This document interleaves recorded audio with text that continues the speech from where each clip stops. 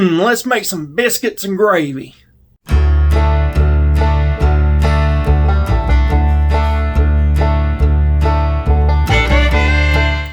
Welcome back to the channel. I'm your host, Ken Johnson. Today we're going to be doing something very simple. I'm going to make some biscuits and a type of gravy, but it's a variant. So in the South we have a thing called tomato gravy. I don't really like tomato gravy that much, but as a child, my mother made a variant of it using cream of mushroom soup. So it makes it a little bit more umptuous, more rounded, creamier. It just has a better flavor. I think you might like it. Something to try, especially if you do like tomato gravy, or maybe you got a little bit of dislike of acidic foods. This is something where you could have that flavor and be a little bit calmer on the stomach. But if you will, right now, I don't normally do it at this point in the video, but I am.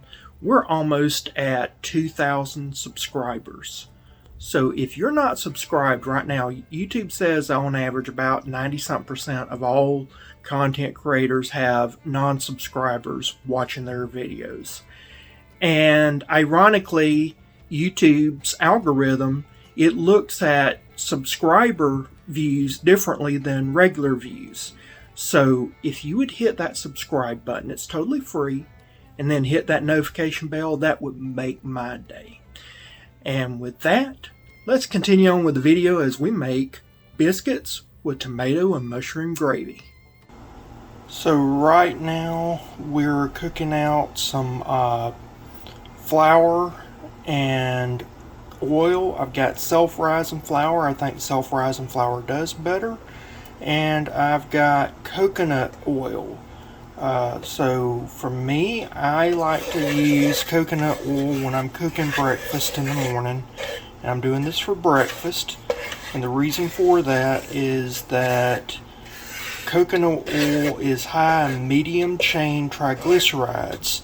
If you've never studied medium chain triglycerides, they're a unique type of fat. They actually, remember in science class when the teacher would say that fat was basically for energy? Well, that's true, but it's very hard for the body to use that energy. You just about have to be starving for the body to use regular fat. Medium chain triglycerides are different, and the body can consume them very easily and convert them to energy. So what I'm doing now, when you mix a fat and a flour together, it's called a roux. And that's what I'm doing. I am cooking down the roux until it gets to a brown stage. I want it not to be too brown, but toasted. So I'm cooking out the flour basically. I'll be back in a minute when I'm done with that and show you the next step.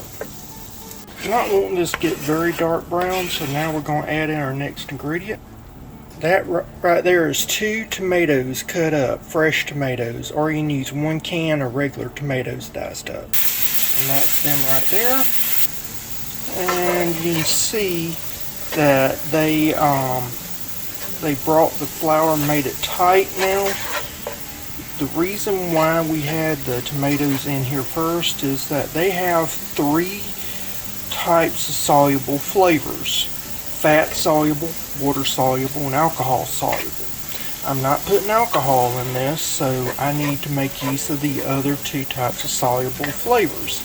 I also need to break down the tomatoes a little bit since these are fresh, and this allows me to do that. So I'm optimizing every opportunity for the fat soluble part of the tomato to be expressed before I add in my next component. Now we're going to add in our next ingredient, can of Campbell's cream mushroom soup. It's 10.5 ounces or 298 grams. Alright, I actually turned off the stovetop because it's getting a little bit too hot. Now I'm going to add in a can of water. Alright, so again, I just took the can from the cream mushroom soup and I'm filled it with water. I'm going to add that in now. Go in. That's just a way of cleaning out some of that concentrated soup. And getting the water, not wasting more dishes. Now I do want to mention a mistake that I made that would probably mess up a lot of people. I poured it all in. That's because I'm trying to do a video for YouTube. I have one hand and I just poured it in. Usually what I do is I slowly pour in my liquid while I'm stirring. If you don't do that, it's very easy to get lumps in your gravy. So what I'm doing now is that I'm just, while I've got the stove off, so I turned the stove top off, I'm using residual heat, and then I am actually stirring this all in, getting rid of any lumps. As soon as I get rid of all the lumps, I'll get me another can of water and get it ready, because I'm going to need another can. I know that already from doing this for a while. And, you know, I used maybe a quarter cup flour, maybe just a little bit more oil. That right there, it's one of those things that you just kind of do it over time. There's not a lot of measurements usually. It's a knowledge, and so like right now this is slowly coming together, and as it comes together I'm gonna heat this back up, because I ain't got to worry about, or I don't have to worry about lumps now. And then I'll add more water. Once you get to this stage, you don't really have to worry about lumps. It's when it's in that early stage, that's where your lumps happen. A lot of times it's because people were hurrying through it, not trying to get the lumps out when they could do it at this stage. And there's no need to hurry. Take your time, do it right. Worst case scenario, you're breaking down the tomatoes more and getting more flavor.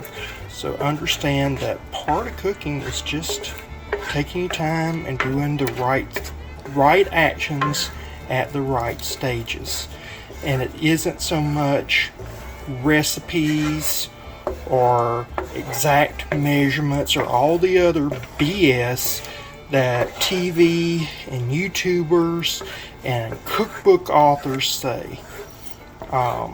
Yes, sometimes it is, but most of the times, nope, it is just technique. Technique and innate knowledge that you acquire over time by doing. With most thickening agents, now there are some exceptions, but with most thickening agents, you will not get an idea of what the full thickening power is until it comes to a boil. So I brought this to a boil so I know how thick my gravy is going to be maximum. Now I want to add in another can of water because it's way too thick, which I knew it was going to be. The water's in there, and now we're just stirring it up. And because it's already been well hydrated, any lumps or clumps will come together. It's almost like magic. And if your gravy ever breaks on you, and add an ice cube a lot of times, bring it back up to a heat, and that will fix the problem. For me, this is the perfect consistency. It's like really heavy cream, somewhere between crème fraiche and heavy whipping cream. So now I'm going to turn off my heat, and we're going to season it after we taste it. That's the other thing, you need to taste it. Okay, one of the things I do is I look and see how it holds onto the spoon. It's holding on good, got a good coating. Cool it off. Now we're going to taste it. This is just the first tasting. So you need to understand that I don't do a lot of my flavoring adjustments until the very end with salt and pepper. Sometimes if I want like the flavor of some of the pepper early on, I'll put it in for the fat soluble elements. But in this case I wanted the tomato basically to be forward The cream mushroom is just to kill the acid. It's something my mother did and I fell in love with it. I really don't ever make true tomato gravy. This is what I call tomato gravy. The canned soup already has a lot of salt. The tomato, really good, hardly no acid. Cream mushroom soup just kills that down so much. I'm going to add my pepper. I use McCormick's Peppercorn Medley grinder. Got allspice, coriander, various peppercorns. It does need some sea salt. So I'm going to add that in. I'm adding in some Heinz sea salt to this. Don't need much. Just a little bit, but I am noticing a little less tomato than what I want. I'm going to add black pepper to taste. Go. I just warmed this through again because I like to get some of the flavors of the pepper through before tasting. I taste tested it, turned off the heat. This right here is money. That salt just amped up those tomato flavors and really brought it through. Now I've got some biscuits that I made with mayonnaise, and I'm going to go ahead and bring them out and we're going to serve. First thing to do is I take a butter knife and cut this in half like that there, and then you ladle over the gravy, and that's it. An alternative method of doing this is to break up the biscuit and put the gravy over it. Well guys, thank you for watching. I hope you enjoyed the video, found it insightful. If you want me to do a video on how I make my biscuits, let me know and I'll be happy to do that for you. I generally don't do the tasting of the food or whatever because we bless the food. I don't believe in showing that. Then, you know, I'm normally eating with my wife, or in this case my wife and my goddaughter. And so that is a little bit more intimate, personal setting that I just don't show that much on YouTube. But they both loved it. It's just something I've grew up with. I know it's not traditional tomato gravy. I'm not trying to say this has ever been a traditional tomato gravy. But it is something that it is good. It has a good lineage, southern lineage, breaking away from a traditional tomato gravy, which is more acidic. So if you don't like the acid tomatoes, try this. I think you'll find that this will be more up your alley. And so if you have somebody, maybe they're a picky eater or whatever, and they just can't eat tomatoes, don't like tomatoes, this might be the one. But at any rate, I hope you enjoyed this video. Please hit like, comment down below if you've made something like this, or if you make it, tell me what you think about it. Subscribe if you hadn't already. I mean, we're trying to get to 2,000 subscribers. We should be done with that by the end of August.